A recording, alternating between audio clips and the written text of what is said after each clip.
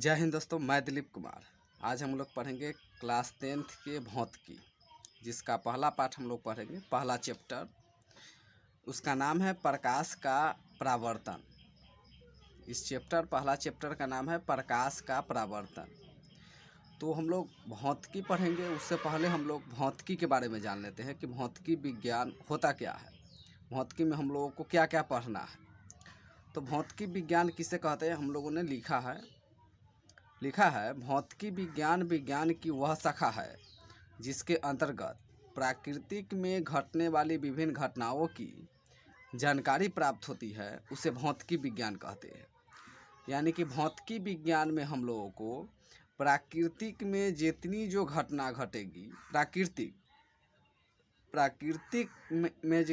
प्राकृतिक में घटने वाली जो घटना होती है, उसके बारे में जो अध्ययन कराएगा, उसके बारे में जो जानकारी प्राप्त होती है जिस किताब से, उसको हम लोग भौतिकी विज्ञान कहते हैं।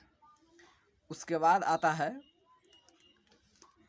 क्लास 10th के चैप्टर 1 के प्रकाश के परावर्तन के। अब क्वेश्चन आ गया है, पहला क्वेश्चन है इसमें प्रकाश, क्योंकि चैप्टर में ही दिया गया है पहले प्रकाश का परावर्तन। तो पहले हम लोग प्रकाश के बारे में जानेंगे, उसके बाद परावर्तन के बारे में। तो पहले हम लोग जानते हैं प्रकाश। तो इस चैप्टर का पहला क्वेश्चन ही है प्रकाश। प्रकाश क्या है?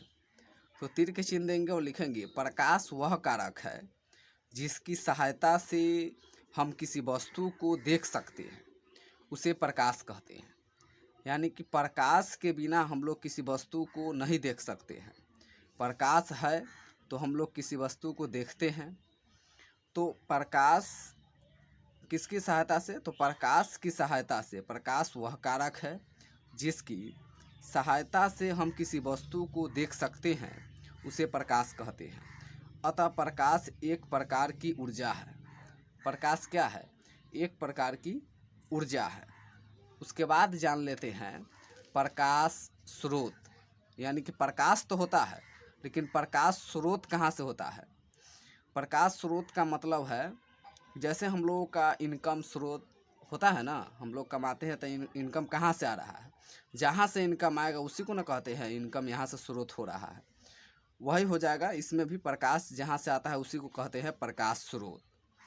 तो इसका परिभाषा है, जिस वस्तु से प्रकाश निकलता है उस वस्तु को प्रकाश स्रोत कहते हैं। यानी कि जिस वस्तु से प्रकाश निकलेगा उसको हम लोग प्रकाश स्रोत कहेंगे। जैसे में अगर देखा जाए तो मोमबत्ती से प्रकाश निकलती है। लालटेन हो गया, दिया हो गया, बिजली का बल्ब या जलती हुई बल्ब, बिजली का जलती हुई बल्ब इत्यादि, और हो जाता है सूर्य हो गया, तारा हो गया, इस सब से प्रकाश निकलता है। तो जिससे प्रकाश निकलता है वही प्रकाश स्रोत है। उसके बाद अब आगे क्वेश्चन है, इसमें आता है 3 नंबर, प्रकाश स्रोत के प्रकार। प्रकाश स्रोत कितने प्रकार के होता है? तो इसको हम लोग देखेंगे। इसका परिभाषा है, प्रकाश स्रोत मुख्यतः 2 प्रकार के होते हैं। पहला है प्राकृतिक प्रकाश स्रोत, पहला इसमें है प्राकृतिक प्रकाश स्रोत, और दूसरा है मानव निर्मित प्रकाश स्रोत। तो चलिए जानते हैं प्रकाश स्रोत का पहला क्वेश्चन, प्राकृतिक प्रकाश स्रोत क्या है। अब इसका पहला क्वेश्चन है प्राकृतिक प्रकाश स्रोत। तो इसका परिभाषा होगा, वैसा प्रकाश स्रोत जो प्राकृतिक पक्ष हो उसे प्राकृतिक प्रकाश स्रोत कहा जाता है। जो प्राकृतिक हो उसको ही हम लोग प्राकृतिक प्रकाश स्रोत कहते हैं। जैसे में देखा जाए तो सूर्य प्राकृतिक प्रकाश स्रोत है। तारा हो गया, यह सब प्राकृतिक प्रकाश स्रोत है। उसके बाद क्वेश्चन आता है मानव निर्मित प्रकाश स्रोत। अब जो मानव बनाया है जिससे प्रकाश निकलता है उसके बारे में देखेंगे। तो वैसा प्रकाश स्रोत जो मानव निर्मित है, कृत्रिम प्रकाश स्रोत या मानव निर्मित प्रकाश स्रोत कहा जाता है उसको। जैसे में देखेंगे तो लालटेन हो गया, जिस मानव ने बनाया, लालटेन हो गया, बिजली का बल्ब हो गया, मोमबत्ती हो गया इत्यादि, यह सब हो जाएगा मानव निर्मित प्रकाश स्रोत। या और प्राकृतिक प्रकाश स्रोत में तारा, सूर्य जो प्राकृतिक है। उसके बाद आता है क्वेश्चन प्रदीप्त वस्तु। प्रदीप्त वस्तु क्या है? तो इसका परिभाषा है वैसा वस्तु जिससे प्रकाश निकलती है उसे प्रदीप्त वस्तु कहते हैं। जैसे में हो जाएगा सूर्य, तारा, बिजली का बल्ब, यानी कि जिस वैसा कोई वस्तु है जिससे प्रकाश निकलती है उसे ही हम लोग क्या कहेंगे? प्रदीप्त वस्तु कहेंगे। ऐसा तो संसार में वस्तु नहीं है कि सबसे प्रकाश ही निकलता है, कोई कोई वस्तु है जिससे प्रकाश निकलती है, तो उसी को हम लोग प्रदीप्त वस्तु कहते हैं। जैसे में हो जाएगा सूर्य, तारा, बिजली का बल्ब, मतलब जलती हुई बल्ब, यही सब इत्यादि हो जाता है प्रदीप्त वस्तु। उसके बाद आता है इसी क्वेश्चन में अप्रदीप्त वस्तु क्या है? तो इसका परिभाषा है वैसा वस्तु जिससे प्रकाश नहीं निकलता है उसे अप्रदीप्त वस्तु कहते हैं। यानी कि प्रकाश नहीं निकलता है, इसमें निकलता है और इसमें नहीं निकलता है। तो नहीं निकलेगा किससे? लकड़ी हो गया, कुर्सी हो गया, पत्थर हो गया, और सारा होता है जिससे प्रकाश नहीं निकलता है, वह सब इसमें आ सकता है, अप्रदीप्त वस्तु में आ सकता है। और जिससे प्रकाश निकलता है वह प्रदीप्त वस्तु होगा। उसके बाद क्वेश्चन है इसमें किरण।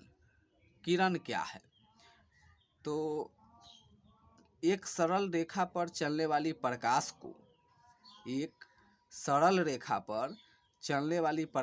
को प्रकाश का किरण कहते हैं, चाहे किरण कहा जाता है। अब किरण के भी आगे जानते हैं किरण पुंज के बारे में। अब देखिए आ गया है किरण पुंज।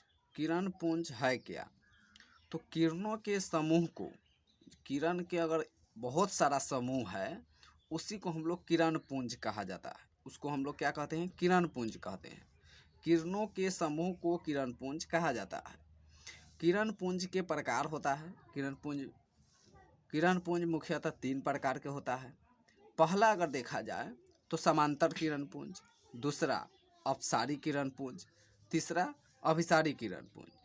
तो किरण पुंज 3 प्रकार के होता है। यह तीनों प्रकार है। इसमें से हम लोग जानेंगे पहला प्रकार समांतर किरण पुंज क्या है। तो यहाँ पे दिया गया है पहला इसका प्रकार है समांतर किरण पुंज। इसका परिभाषा हो जाएगा कि वैसा किरण पुंज जिसकी दिशा समांतर हो, यानी कि जिसकी दिशा समांतर हो। यहाँ पर देखा जाए कि जिसकी दिशा समांतर हो, यानी कि एक समान हो, सीधी रेखा में हो, इधर उधर नहीं हो, उसको हम लोग क्या बोलेंगे? समांतर हो, उसको हम लोग बोलेंगे समांतर किरण पुंज। जिसकी दिशा समांतर हो उसे हम लोग समांतर किरण पुंज कहते हैं। जैसे में देखा जाए तो यहाँ पर है जिसकी दिशा समांतर है, सब एक ही दिशा में किरण जा रही है, उसको हम लोग समांतर किरण पुंज कहते हैं। उसके बाद प्रकार दूसरा आता है अपसारी किरण पुंज। अपसारी किरण पुंज क्या है? तो वैसा किरण पुंज जो एक बिंदु से विभिन्न विभिन्न दिशाओं में फैलती है उसे अपसारी किरण पुंज कहा जाता है। यानी कि इसमें अपसारी किरण पुंज में वैसा किरण पुंज है कोई जिससे एक बिंदु से प्रकाश निकलकर विभिन्न दिशाओं में फैल जाती है, इधर उधर फैल जाती है, उसे हम लोग अपसारी किरण पुंज कहते हैं। चित्र के माध्यम से हम लोग समझेंगे कि मान लीजिए यह एक बिंदु है, यह एक क्या है? बिंदु है।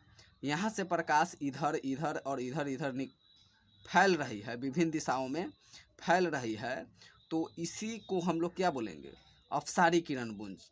अपसारी किरण पुंज कह सकते हैं कि एक बिंदु से प्रकाश निकलकर विभिन्न दिशाओं में जाकर फैल जाती है, उसे ही हम लोग अपसारी किरण पुंज कहते हैं।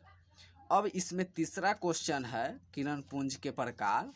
किरण पुंज के प्रकार में तीसरा क्वेश्चन आता है अभिसारी किरण पुंज। तो चलिए उसको भी हम लोग देख ही लेते हैं, अपसारी किरण पुंज क्या है। तो किरण पुंज का तीसरा प्रकार है अभिसारी किरण पुंज।